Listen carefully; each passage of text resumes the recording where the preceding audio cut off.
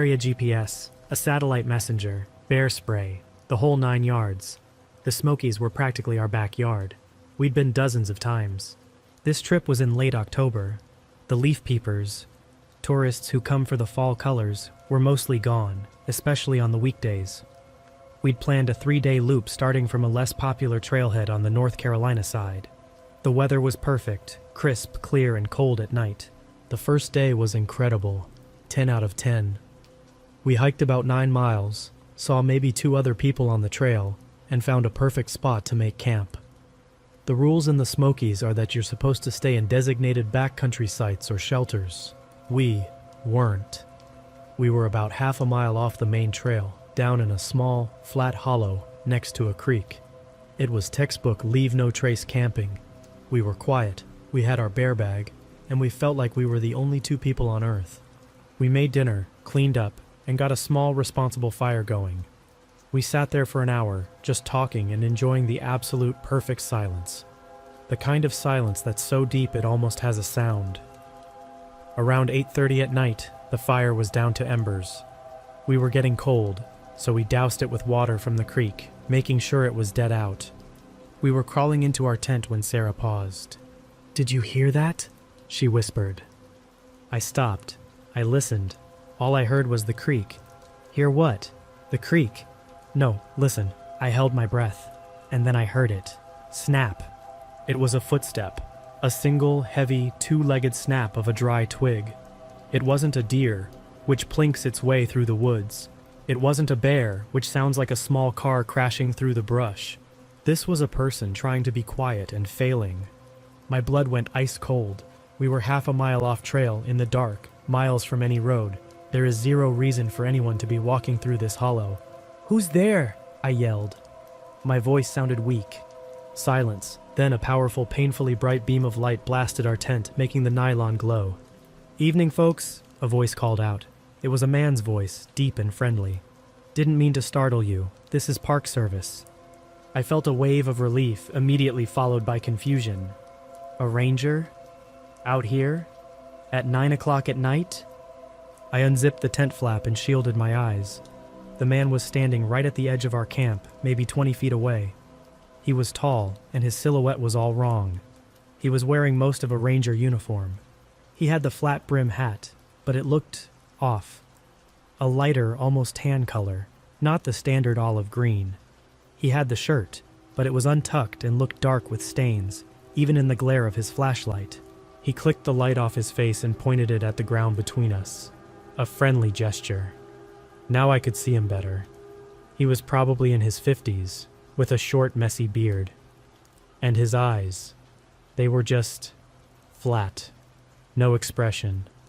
"Sorry to bother you, but this is an unauthorized campsite," he said, his voice still friendly, but in a rehearsed way.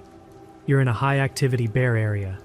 We had a problem bear get aggressive at the designated site up the ridge, so we're clearing the area. For your safety, I need you to pack up and relocate with me now."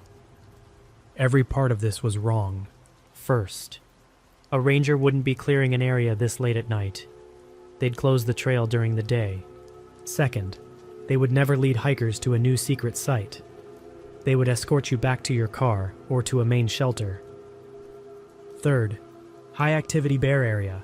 That's what all of the Smokies are. It's a non-warning. Sarah, who is braver than me, spoke up from inside the tent. "Oh, we didn't know. We'll pack up right now and just head back to our car. We're sorry." The ranger didn't move. He kept the light on the ground. "That won't be necessary. It's a 5-mile hike back to your car. The new site is just a 1/4 mile through the trees. It's safer. You need to come with me." The way he said "need to" made every hair on my body stand up. I got out of the tent, standing in my base layers and camp shoes.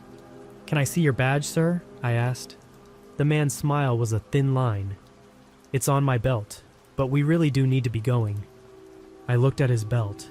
His flashlight was huge, a big metal mag light. Next to it was nothing. No radio, no pepper spray, no sidearm. Just an empty leather loop, and on his other hip, a massive, old-looking hunting knife in a worn leather sheath. The kind with a stag antler handle. "You know," I said, trying to keep my voice steady, "we're fine. We've got bear spray, we've got our food hung. We'll take our chances. We'll pack up and leave at first light. The ranger took one step closer. The friendly mask was still there, but it was cracking. Son, I don't think you understand. This isn't a request. This bear, it's a problem. It's not safe here. I'm responsible for you. You have to relocate. No, Sarah said. She was out of the tent now, standing next to me. We're staying, or we're leaving, but we're not going with you. I glanced at Sarah and she gave me the slightest nod. I knew what she was thinking. I reached back into the tent and grabbed our canister of bear spray. Sarah, faster than me, grabbed her hiking axe. It's a small one, but it's sharp. The second he saw us arm ourselves, his whole face changed. It was the single most terrifying thing I have ever seen. The friendly mask didn't just drop, it disintegrated. The smile vanished. His eyes, which had been flat, now looked furious and hungry. It's the only word I can use. He stared at us, this rictus of pure, silent rage on his face. He didn't say a word. He just stood there, his hand resting on the handle of that giant knife. It felt like an eternity. The only sound was the creak. We were in a standoff. I had the bear spray aimed at his chest. "You need to leave," I said. He just stared. It felt like he was memorizing us. Then, he did the strangest thing. He smiled again, but it wasn't the friendly smile. It was a wide, toothy, wrong smile. He raised his flashlight, shined it directly in our eyes, blinding us. "Suit yourselves," he said. He clicked off the light. The world went pitch black. I mean absolute, total, new moon in a forest hollow black. We couldn't see a thing. "He's gone," Sarah whispered, her voice shaking. "No, he's not," I said. "He's right there. He just turned his light off." We stood there frozen, staring into the dark where he had been. We heard nothing, not a footstep, not a leaf crunching, not a branch moving. He hadn't walked away. He had just vanished. "Mark," Sarah said, her voice a tiny squeak. "Pack, now." We've never moved so fast in our lives. We didn't pack. We threw things. Sleeping bags were stuffed into packs, pads deflated with a whoosh. We left the tent for last. My hands were shaking so badly I could barely unclip the poles. We were making so much noise, fumbling, zipping, clipping. "Quiet," I hissed. We both froze, and we heard it. Crunch, crunch, crunch, footsteps, but not moving away. They were moving parallel to our camp, about 40 yards up the ridge in the direction of the main trail. He was just walking, pacing. "He's watching us," I whispered. We threw the tent into my pack, half folded. "We have to go," Sarah said. "We can't stay here."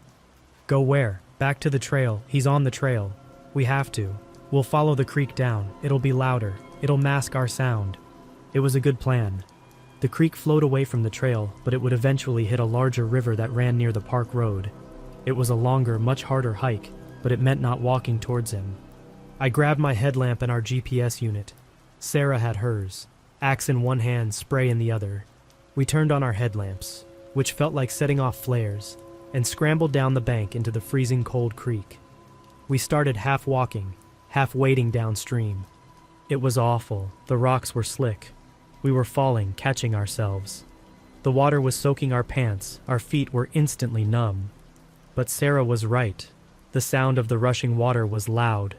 We couldn't hear anything else, and we hoped neither could he. We moved like this for maybe 20 minutes. It felt like hours. We were bruised, freezing, and terrified. Finally, I stopped to check the GPS. "The creek is turning," I said. "It's bending back towards the trail. We have to get out and go cross-country." We climbed up the opposite bank. It was steep, covered in rhododendron bushes so thick you had to crawl. We were back in the quiet zone, and the second we stopped to catch our breath, we heard it. Whistle. A low, tuneless whistle. It sounded like someone just whistling to themselves. It was coming from the ridge we'd just left. Then it stopped. We ran. We didn't care about noise. We crashed through the underbrush, climbing the ridge, desperate to put distance between us. We got to the top of the ridge. We were on a small, wooded plateau. The main trail was somewhere to our left, maybe a quarter mile. Our car was 5 miles away. "Okay," I panted. "Okay, we follow this ridge. It should run parallel to the trail.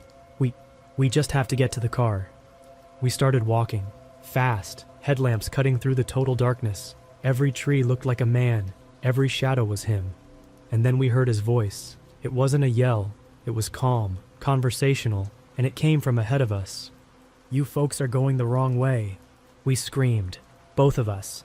We spun around, shining our lights. Nothing.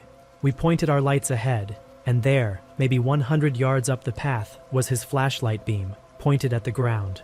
Just waiting. "He got ahead of us," Sarah cried. "How did he get ahead of us?" He knew the woods. This was his ground. We were just trespassing. "Back," I yelled. "Back the way we came." We turned and ran back down the ridge, and his light clicked off. Then, a new sound. Running. Heavy, pounding footsteps behind us. He wasn't toying with us anymore. He was chasing us. I've never been so scared. It's a primal fear, being hunted. We ran, blind, crashing through branches that whipped our faces. Sarah tripped and went down hard. She screamed. I spun around, bear spray out, and shined my light. She was on the ground, holding her ankle. "I can't," she sobbed. "Mark, I can't. I twisted it." The running footsteps behind us stopped. Silence. "Get up," I yelled, pulling her to her feet. "You have to get up." I put her arm over my shoulder. She was trying to put weight on it, but she was hurt. We were moving at a pathetic limp. We were done. He was going to get us. He's gone," she whispered, listening. "No," I said. "He's waiting. He's letting us tire ourselves out." We limped on. Every few seconds we'd stop and listen. Nothing. Just our own ragged breathing and Sarah's quiet sobbing. This went on for what felt like a lifetime. We were moving so slowly. My shoulders ached. Then we smelled it. It was a coppery, rotten smell, like old pennies and spoiled meat. And under it, the smell of wet wool. It was coming from just off to our right. I stopped. I shined my light into the trees. Nothing. Just trees. "What?" Sarah asked. "Don't you smell that?" She sniffed the air. "Oh God, Mark." And then we heard him. A low, gravelly mumble. He wasn't yelling. He was talking. To himself. "Need to relocate. High activity area. For their safety. Not safe. Need to relocate the subjects." It was a mantra, a broken record script he was playing out in his head. He was 30 feet away, just standing in the dark, watching us. I lost it. "Leave us alone," I screamed, and I emptied the entire can of bear spray in his direction. The orange fog blasted into the trees, and we heard a hiss, like a gasp, and a crash as he stumbled back. "Run!" I yelled. I don't know how she did it. Adrenaline, I guess. Sarah ran. We ran, full tilt, ankle be damned. We didn't care about the trail, the car, anything. We just ran, downhill. We fell, we got up, we kept running. We ran until our lungs were on fire and we burst out of the trees onto the pavement, the park road. We'd hit the road. We fell to our knees on the asphalt. We were alive. We were out. We looked back. The forest was a black, silent wall. He wasn't there. "The car," I said. It's a mile up the road. It was the longest mile of my life. We limped up the road, jumping at every car that passed. There were only two. Every time the headlights hit us, I was terrified they would illuminate him, standing on the road behind us. We finally got to the parking lot. Our car was the only one there. We got in. I locked the doors. Click. We sat in the dark, in the silence, just breathing. "We made it," Sarah said. She was crying. "We made it." I put the key in the ignition. The engine turned over. I turned on the headlights, and there he was. He was standing at the edge of the parking lot, right where the trail came out. Just standing there, staring at us. He wasn't angry. He wasn't smiling. He was just blank. The headlights lit him up perfectly. The stained shirt, the wrong hat, the big dark knife on his belt. I slammed the car into reverse. I backed out so fast I almost hit a tree. I threw it in drive and we peeled out of that parking lot, tires squealing. I looked in the rearview mirror. He was still standing there. He watched us go. He never moved. We drove until we had cell service and called 911. We were transferred to the Park Service dispatch. We told them everything. They told us to drive to the Sugarlands Visitor Center on the Gatlinburg side and wait for a ranger. We got there at 2 o'clock in the morning. A ranger met us. A real ranger. His uniform was perfect. He had a radio. He had a sidearm.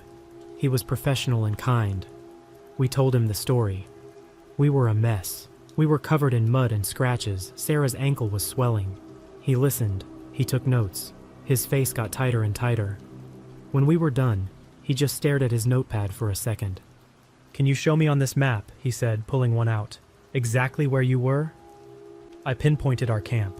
I showed him where we'd hit the road. He went pale. "You were in that hollow?" he said. "Yeah, why?" He called his supervisor. The supervisor drove out to meet us. We told the whole story again. The supervisor looked at his partner. "This is the third report this year," he said. "What are you talking about?" Sarah asked. The supervisor sighed. "We've been getting reports. A man following us. Someone watching our camp. A man in a brown hat, but they're always vague.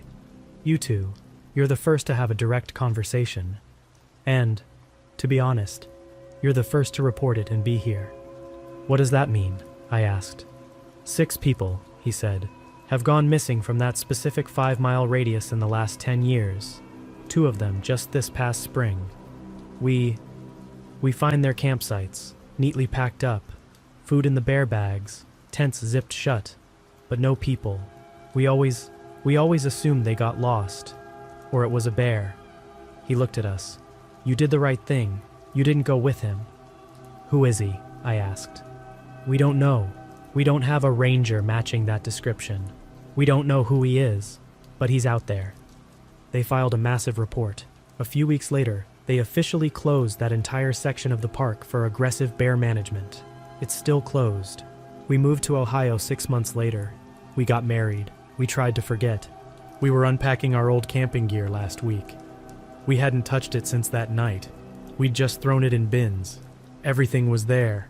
The tent, the packs, the sleeping bags, all caked in 2-year-old dried mud. "Wait," Sarah said, holding up the empty stuff sack for her axe. "Where's my axe?" I'd forgotten. She must have dropped it when she fell, right before I used the bear spray. It was still out there. "Oh well," I said. "Good riddance." Then 2 days ago, a package arrived. A small square cardboard box. No return address. The postmark was from Gatlinburg in Tennessee. My heart stopped. "Don't open it," Sarah said. But I had to. I cut the tape. Inside was a lot of bubble wrap, and under it was Sarah's hiking axe. It was perfectly clean. The blade had been sharpened. It was gleaming. Taped to the wooden handle was a small laminated card. It was an old, faded 1970s-era official National Park Service ID. The photo was of a smiling young man in a ranger uniform. But the eyes were the same. Flat, dead, empty. The name on the card read, Thomas L. Vance, and taped to the back of the ID was a small, folded piece of paper. It was a note, written in a shaky, blocky scrawl. It said, "You forgot this. Please relocate. This is a high-activity area." Edit. A few people are asking why we didn't use our satellite messenger. We did. The second we got to the car, we hit the SOS. The 911 call we made was after the SOS was already pinging. The ranger who met us said the 911 call actually came in while he was getting the SOS alert, which only made him drive faster.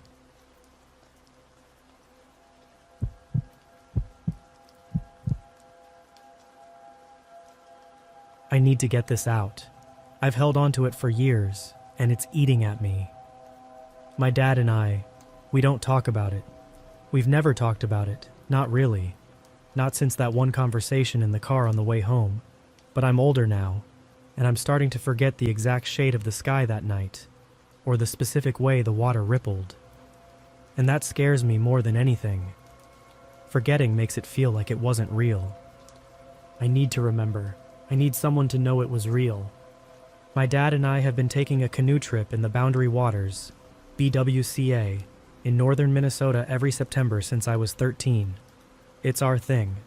My mom and sister call it their smelly boy trip, and they're not wrong.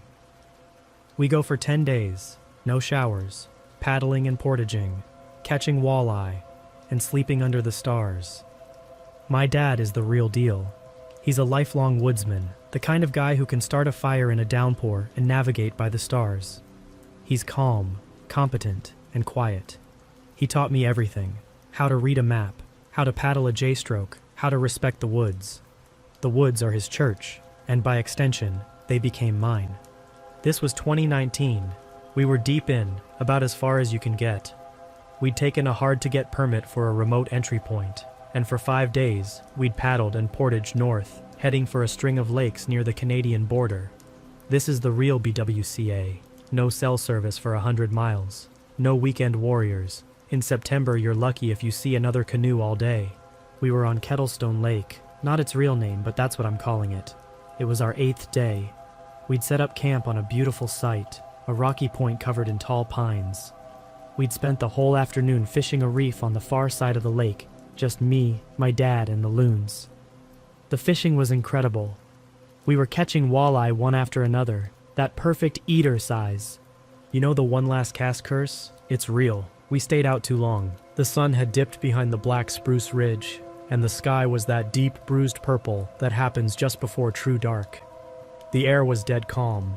The lake was a sheet of black glass, and the only sound was the drip, drip, drip of our paddles and the buzz of the last mosquitoes of the season. That's when we smelled it. It wasn't a waft. It was a wall. It hit us so fast it was like we'd paddled into a cloud of it. The smell of rot, but not lake rot, not swamp gas. This was biological. It smelled like a deer had been hit by a car, bloated in the sun for a week, and then ripped open. It was so thick and foul it coated the inside of my mouth. I gagged, and my eyes watered. I looked at my dad. He had stopped paddling. His head was up, sniffing the air. His face in the dim light was made of stone. "Dad? Jesus, what is that?" He didn't answer me. He just quietly said, "Paddle faster, son." It wasn't a suggestion. It was a command. His voice was flat, all the warmth gone. I'd never heard him sound like that. The hair on my arms stood up. I dug my paddle in, and we started moving. The campsite was around a rocky point to our left, maybe half a mile away. We just had to get around this point. As we started to round the bend, the smell got worse. It was so bad I had to pull the neck of my fleece up over my nose. We were paddling hard now, the canoe cutting quietly through the water. "There," I whispered, pointing with my chin. "I see it," Dad breathed. On the shore, right at the water's edge, maybe 70 yards away, was a shape. It was crouched over something dark and lumpy. At first, my brain said bear. It's the only thing that makes sense up there. A big black bear, probably feeding on a moose or deer carcass. That would explain the smell. But it was wrong. Even in the fading light, I could see it wasn't black. It was pale, a sick, grayish white like a fish belly. And it was too skinny. It was emaciated. It was squatting, and its arms, God, its arms, were so long they were braced on the ground in front of it, like a gorilla's. But they were wrong too. Too thin. They looked like sticks wrapped in wet, gray leather. My paddle froze in the water. As if it heard the tiny splash, it stopped what it was doing. It slowly, slowly raised its head. Then it stood up. My dad sucked in a breath so sharp it was like a gasp. It wasn't a bear. It wasn't 7 feet tall. It was 8, maybe 9 feet. It unfolded in sections. It was all bones and tight gray skin, stretched so thin you could see the knobs of its spine and the cage of its ribs. It was a skeleton with skin. And its head. Oh God, its head. It wasn't a head. It was a skull. It looked like a deer's skull, antlers broken off near the base, but it wasn't wearing it. It was its head. The long, tapered bone of the muzzle, the empty, hollow-looking sockets. It turned and looked right at us. There were no eyes, just deep black pits. But I felt it see us. I felt it like a physical pressure. Time stopped. I could hear my own heart hammering in my ears. The world shrank to me, my dad and this thing on the shore. It let out a sound. It opened its lipless, bone-toothed maw, and a noise came out that wasn't a growl and wasn't a scream, but both. It was a high-pitched, tearing shriek that grated on my bones, but underneath it was a low, wet growl. It was the sound of a rabid animal and a dying woman, all at once. "Don't look at it!" My dad's yell shattered the moment. It was pure panic. He wasn't a woodsman. He wasn't my dad. He was just a terrified man. He dug his paddle into the water with a grunt, and the canoe veered. "Paddle now! To the site!" We paddled. I've never paddled like that. My arms burned, my lungs were on fire, but I didn't care. I just pulled. The canoe felt like it was stuck in mud, impossibly slow. The scream followed us. It echoed off the trees on the other side of the lake, coming back at us from all directions. We hit the rocky landing of our campsite at full speed. The front of the canoe slammed into a rock with a thud that sent a jolt up my spine. "Get out! Get the gear! All of it!" Dad was yelling, already halfway out of the canoe, splashing through the shallow water. We didn't pack. We threw. We ripped the tent stakes out of the ground, the tent still attached. We grabbed the sleeping bags, the food pack, the stove, just grabbing and throwing it all into the bottom of the canoe. I dropped our water filter. "Leave it! Get in!" We were back in the canoe in less than 2 minutes. The whole time my skin was crawling. I felt 1,000 unseen eyes on me from the dark woods behind our site. The smell was still there, clinging to us. We paddled out into the lake, in the dark. No headlamps. "Where are we going?" I panted. "Away," Dad said, his voice shaking. "We're not staying on this lake." We paddled for 2 hours in the pitch dark. My dad navigated by the faint silhouette of the tree line against the stars. It was terrifying. One wrong move, one submerged rock we didn't see, and we'd be in the water. The water in September is lethally cold. You've got minutes. We didn't talk. The only sound was our paddles and our breathing. And one other sound. About an hour in, from the shore to our right, we heard a whoop. It was a perfect imitation of a loon call. Whoop whoop woo. But it was wrong. It was too loud, too guttural, and it was September. The loons are mostly quiet by then. My dad's paddle stroke faltered. "Don't stop," he whispered. A minute later, from the shore. Whoop, whoop, woo. It was closer. Then we heard it, the sound of something huge moving through the woods. It wasn't a deer. It was crashing through the underbrush, snapping branches the size of my arm. It was pacing us. We paddled harder. We found a narrow channel, a side passageway that led to a different, smaller lake. We poured all our remaining strength into getting down that channel. The crashing faded behind us. We didn't find a campsite. We found a sheer rock face that had a small 10-foot ledge. It was exposed, barren, and perfect. We pulled the canoe all the way out of the water, dragging it up onto the rock. We turned it over and huddled underneath it, still in our wet clothes, our PFDs still on. My dad got the food pack, which had the camp hatchet tied to it. He sat with his back to the canoe, the hatchet in his lap, and stared out into the dark. "Try to sleep," he said. I didn't sleep. Neither did he. We sat there all night shivering, listening to every snap, every ripple. The wind changed, and for a horrible hour, I could smell it again, faint, on the breeze. Like it was quartering the lake, hunting. The sun has never felt as good as it did when it first hit my face. That cold, gray morning light. The world looked normal again. The birds were singing, but it wasn't normal. We looked at each other. We were both pale, with dark circles under our eyes. "We're going home," Dad said. "That's 2 days, Dad. We'll do it in 1. We were 5 portages and 4 lakes from the entry point. A 2-day paddle, easy. We did it in 10 hours. We didn't stop. We didn't eat. We just paddled until our arms were jelly, and then we portaged. A portage is the most vulnerable time. You're on land, loud, and carrying 50 pounds of gear. You can't move fast and you can't see. Every portage was agony. My head was on a swivel. Every dark shadow in the woods was it. Every rustle of a squirrel was it. At the 3rd portage, the longest one, we found it, a drag mark, something heavy, dragged from the water. And at the landing, where you put the canoe back in, a marker. 3 flat rocks stacked on top of each other. But the top rock wasn't a rock. It was a deer vertebra, bleached white. Dad saw it, and his face went white. He grabbed my shoulder. "Don't look, keep moving." We made it to the entry point just as the sun was setting. We threw the gear in the back of the truck. We strapped the canoe on in record time. We got in, and Dad locked the doors. He sat there for a long minute, just breathing, his hands shaking on the steering wheel.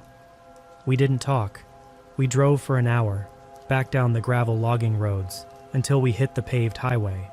We didn't talk until we were back in Ely, the first real town, sitting at a gas station under the buzzing fluorescent lights. We were in the car, and I was drinking the world's best tasting Coke. "Dad," I said, "what was that?" He stared out the windshield. He looked older, beaten. "It's a Wendigo," he said. His voice was so quiet I could barely hear him. Like the stories?" "The stories are stories, Sam," he said. "They're warnings. His grandfather, my great-grandfather, was a Ojibwe. He used to tell stories. Said they were spirits. The spirit of the hungry woods, the spirit of the long winter. He said they're born from men who eat men, from desperation and hunger." He looked at me. His eyes were haunted. He said they're mimics. They can sound like a loon. They can sound like a woman crying. Anything to draw you in. And they're always hungry. Always. They're just empty. And the hunger makes them rot. He took a long, shuddering breath.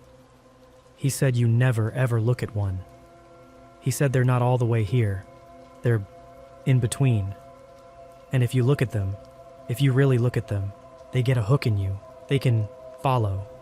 We drove the rest of the way home to the Twin Cities in silence. We got home. My mom was all, "How was it?" We just said, "Good, tiring, we got cold." My dad put the canoe in the garage. The next weekend he sold it. He told my mom he'd pulled a muscle in his back and couldn't handle the portages anymore. He, the man who lived for the woods, hasn't been north of Duluth since. He fishes on the Mississippi now, from a bass boat. It's been 5 years. I'm 26. I still have nightmares. Not the screaming kind, the quiet kind, where I'm in a canoe on a glass-black lake and the smell of rot is rolling in. I wake up, and I can smell it in my room. I'm writing this all down because I just bought a new canoe, a lightweight Kevlar one. I've got a permit for a solo trip in 3 weeks. Not to that lake. Never again to that lake. But I have to go back. I have to know if it was real. I have to know if I can still go, if I can still be in my church. Or I have to know if I'm broken, like my dad. And I'm posting this here because if I don't come back, I want someone to know why. I want someone to have the real story. So, if you're ever up in the BWCA, near the border, and the sun starts to set, and you smell something, don't be a hero, don't be curious. Just paddle faster, and don't ever look at the shore.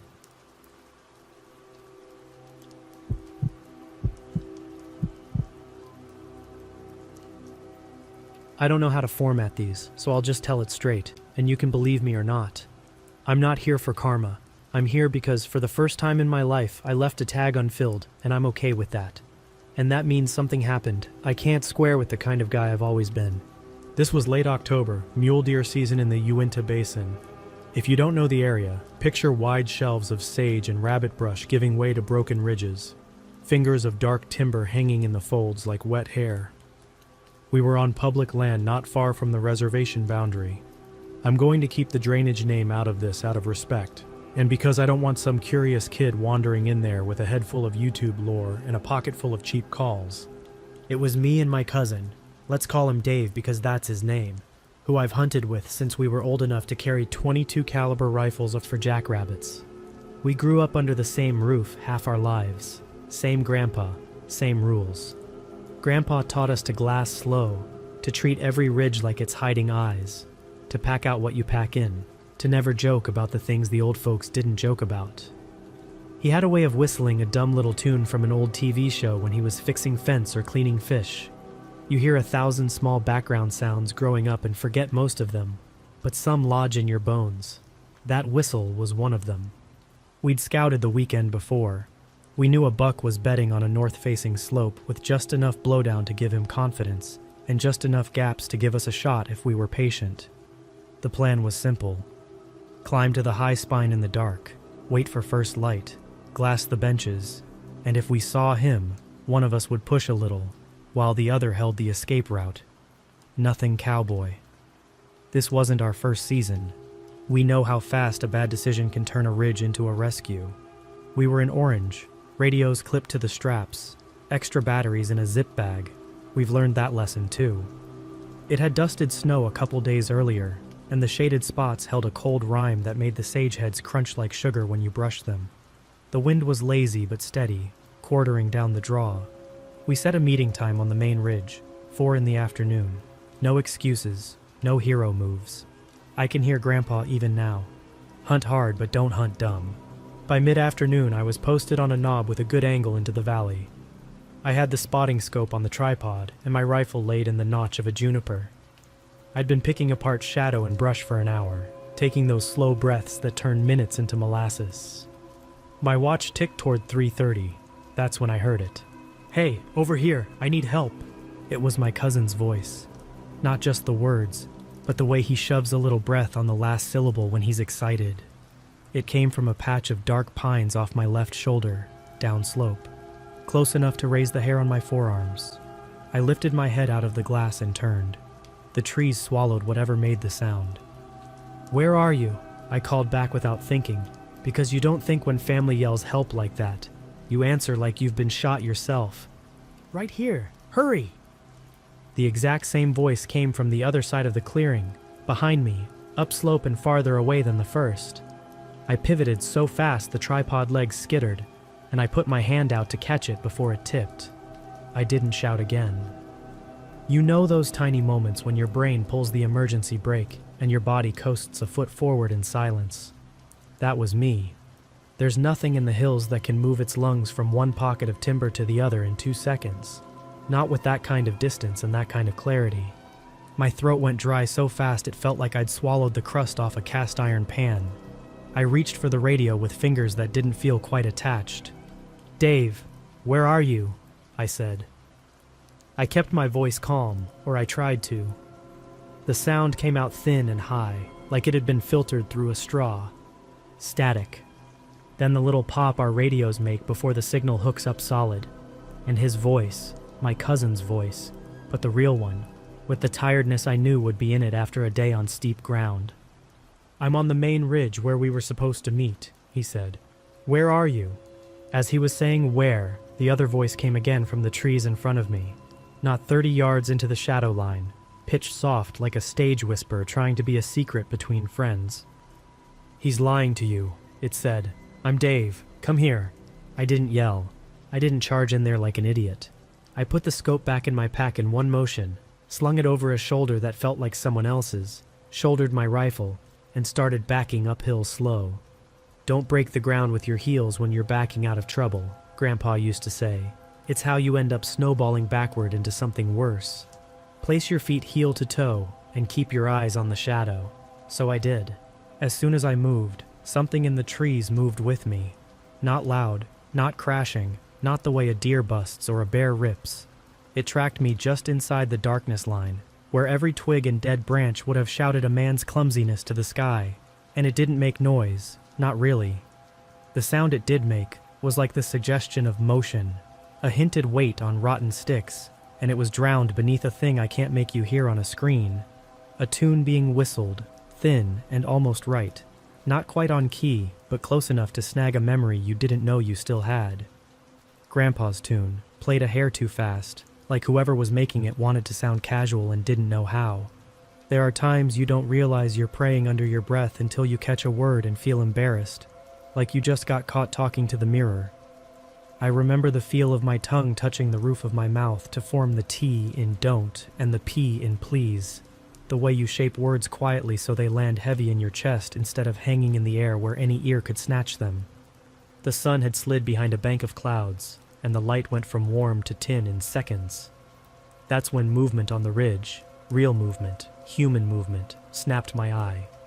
A figure stepped out, orange vest bright as a campfire. He raised an arm and waved with a motion I knew like my own. That was my cousin. I don't care what anybody says about caution.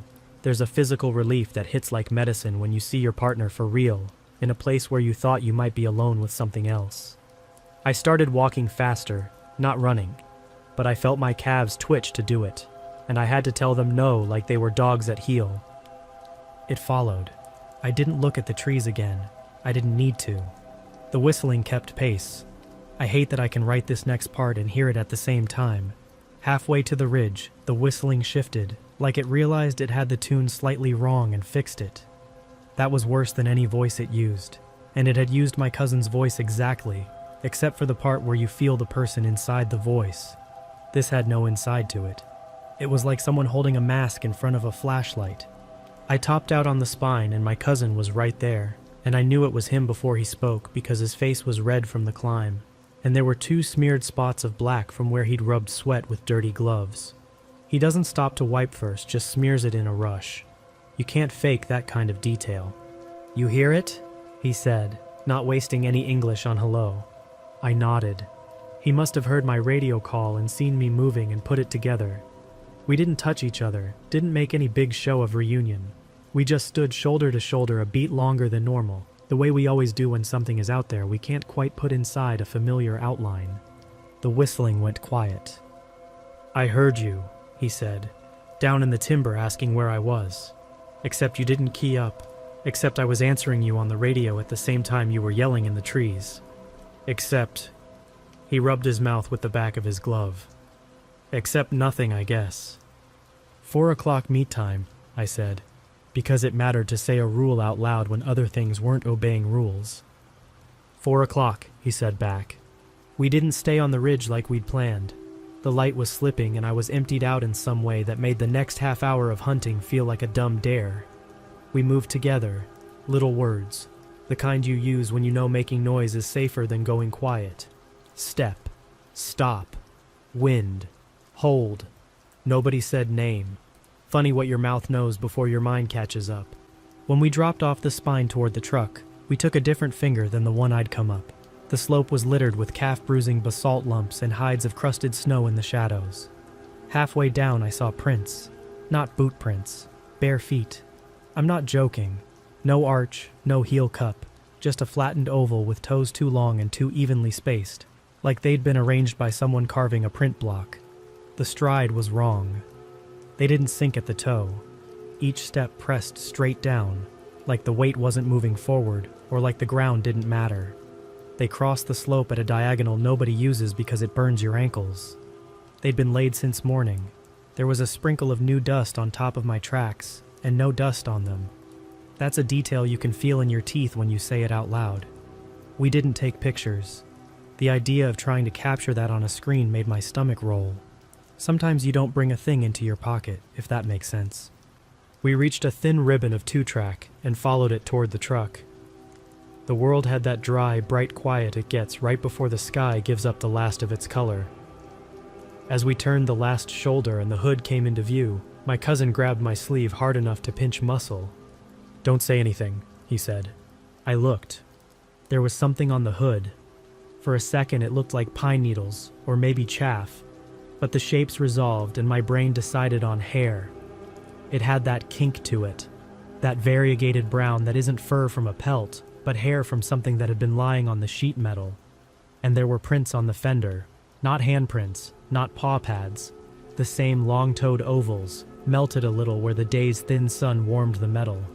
One of them was canted like whatever it was had stood with a knee against the grill and leaned over to realign the rearview mirror. The mirror was pointed down, catching sage. I don't know why that detail still needles me. It's stupid. You can bump a mirror with a sleeve. Our doors were locked. I reached for my keys slow, like a movie cop. It felt performative and useless, but the body likes rituals. We got in. The cab smelled exactly the way a truck cab should smell after 2 men have been sweating in the hills all day. Salt, oil, a ghost of last week's gas spill on a jerry can, the fake vanilla of the cracked air freshener we keep swearing we'll throw away.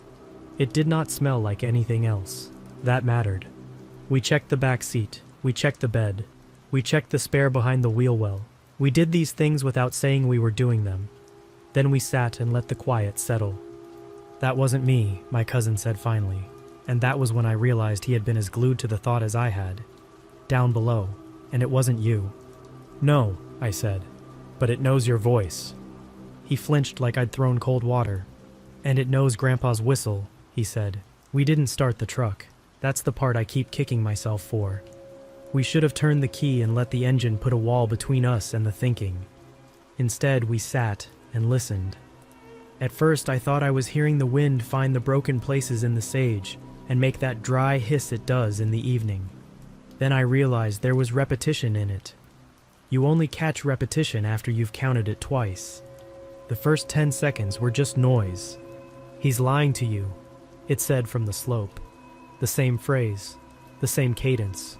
It didn't bother with our names now.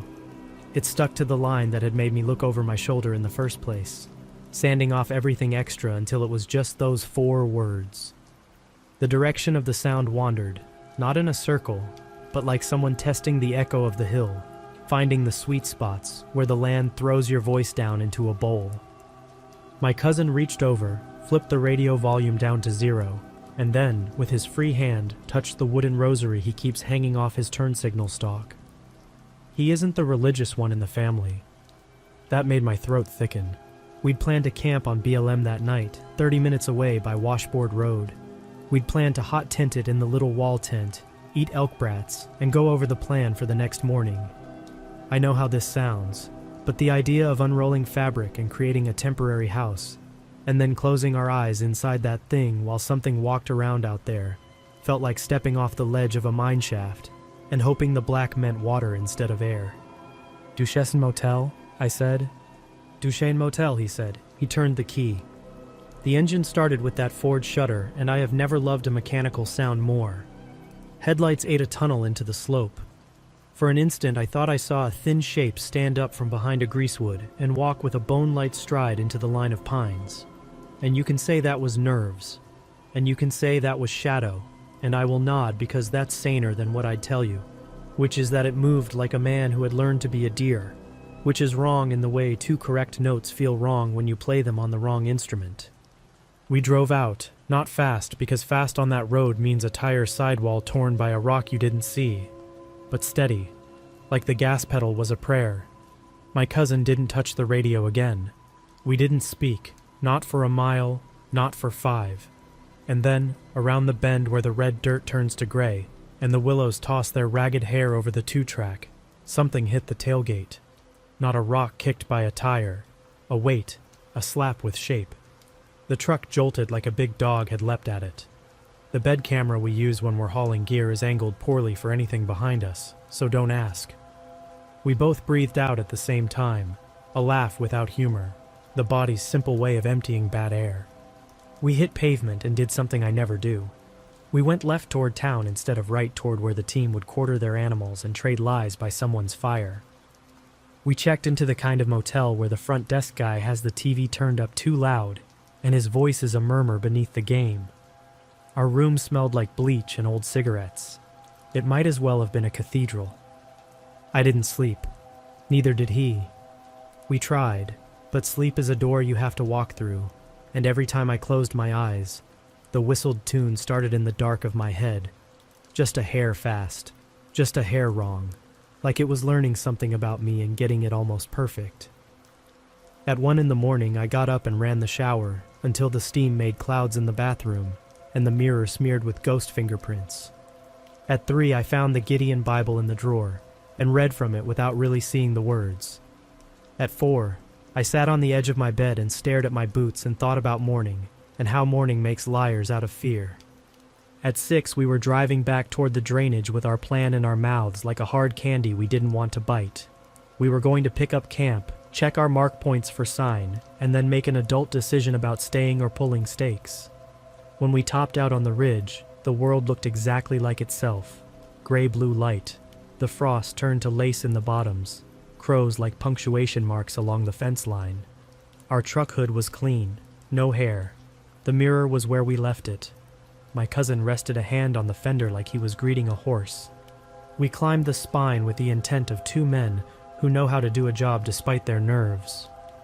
When we hit the notch where I'd backed away the day before, we stopped.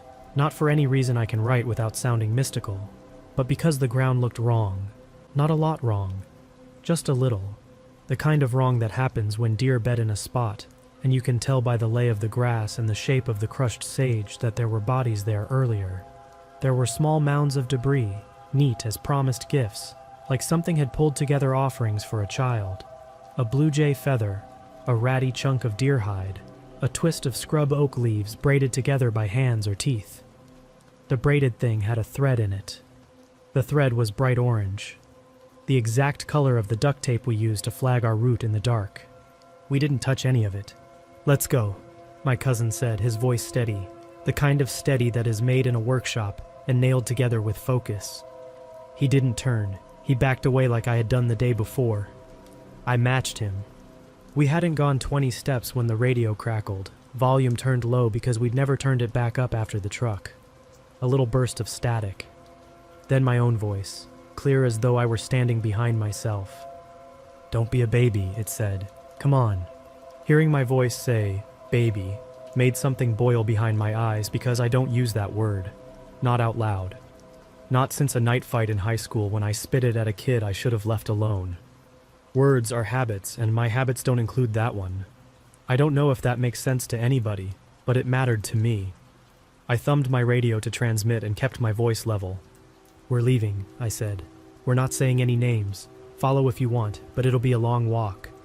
The radio popped again, the same voice, mine, except from a little distance, quieter like I was turning my head away as I talked.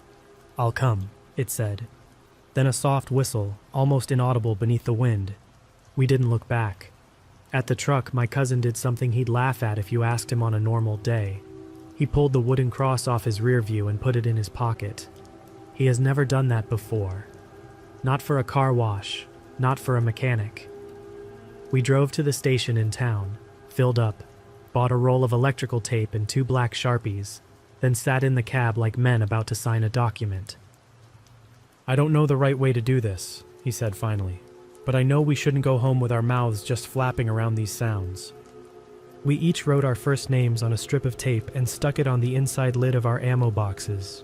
Then we each wrote a word we wouldn't use, not even as a joke, if we were in the hills and weren't sure what was listening. I don't know why that felt like a rule instead of a superstition. I don't know why rules comfort us when superstition feels like begging. Maybe rules put you on the hook to act. Begging puts you on the floor. And then we went to the tribal police. I'm not going to name the officer at the desk. He listened without smiling. That alone softened something in me. He asked practical questions, landmarker details, directions, how long, what times. He didn't let us wander into campfire territory. When we finished, he stood with us in the doorway and looked at the sky like he was making a decision and finally said, "This is border country. There are things here that copy to draw. Don't say each other's names out there unless you can touch the man you're naming. Don't whistle for what you want. Don't answer the same question twice." It fit like a key in a lock I didn't know was behind my ribs, not because it was mystical, because it was a rule. He said a thing we could do. He didn't act like we'd brought him fairy dust and asked him to bless it. We turned our tags in. There's no graceful way to write that for the hunters reading this. It burned, yes. I worked to save for that tag.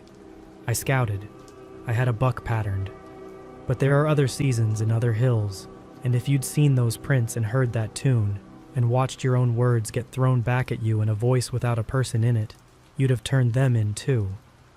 The lady at the desk didn't ask why. She just ran the form and slid the paper back and said, "You boys be safe." Sometimes that's enough. At home, I took my boots out behind the shed and knocked the dirt out with a rubber mallet. I burned the braided scrap of orange tape I found looped around one boot eyelet, even though I couldn't swear it hadn't been there before. I hung Grandpa's whistle, the actual one, a cheap tin thing we found in his tackle box after he passed, on a nail next to the door, and told my cousin we don't whistle in the hills anymore. He agreed. It's been a year. I'm not going to pretend nothing strange has happened since. Every once in a while I'll wake in the middle of the night thinking I heard someone in the back lot testing the hasp on the shed door. Last week my radio crackled in the garage even though the battery was out. I was soldering a trailer wire and must have brushed the contacts. It made the same hollow pop our radios make on connection, and for one cold second my mouth formed the start of my cousin's name before I shut it like I had bitten my own tongue. But here's the part you probably want, the ending that isn't a coy horror story winking at you from the dark.